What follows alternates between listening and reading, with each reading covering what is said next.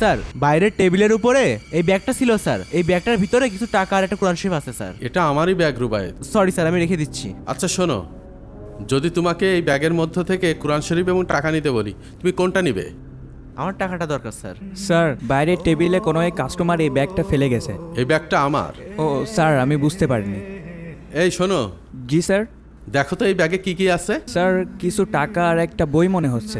এটা তো কোরআন শরীফ স্যার। তোমাকে যদি একটা সুযোগ দিই, এর মধ্য থেকে তুমি কোনটা বেছে নেবে? স্যার আমি টাকাটাই নিব। কোরআন শরীফ আমার বাসায় 2-3টা পড়ে আছে, কেউ পড়ে না, আর টাকাটা নিলে আমার কাজে লাগবে। আচ্ছা ঠিক আছে, যাও।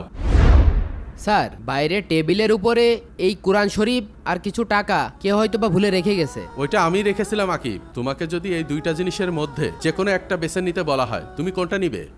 স্যার আমি তো কোরআনটাই বেছে নেব স্যার। তুমি টাকা না নিয়ে কোরআন শরীফ নিলে কেন? টাকাটা আজ নিলে কাল তো খরচ হয়ে যাবে, কিন্তু এই বইয়ের মধ্যে আছে আমাদের জীবনের সকল পরীক্ষার প্রশ্নের উত্তর। কিন্তু তোমরা কি জানো আকিব কি বেছে নিয়েছে? কি আবার নেবে স্যার? টাকাই নিয়েছে। না, আকিব কোরআনটা নিয়েছে। স্যার এই পবিত্র কোরআন আমাকে একজন সত্যিকারের মানুষ হতে সাহায্য করবে। স্যার আমি সারা জীবন এই ওয়েটারের চাকরি করতে চাই না, আমি ভালো কিছু করতে চাই। আসসালামু আলাইকুম স্যার। ওয়ালাইকুম আসসালাম। স্যার আমি আকিব। তুমি কেমন আছো? কি করছো এখন? স্যার এবার বিসিএস এ আমার সিলেকশন হয়েছে, এই মাসে আমার জয়েনিং স্যার। স্যার আমি রাজশাহী জেলার ইয়োনো উপজেলা নির্বাহী অফিসার। রুবায়েত, আরিফুলকে নিয়ে এখনই আউটডোরে চলে আসো। আসসালামু আলাইকুম স্যার। ওয়ালাইকুম সালাম। আরে আকিব, তুই? ওকে তুই নয়, আপনি করে বলো। ও এখন এই জেলার একজন ইয়োনো। এ কি কারবার?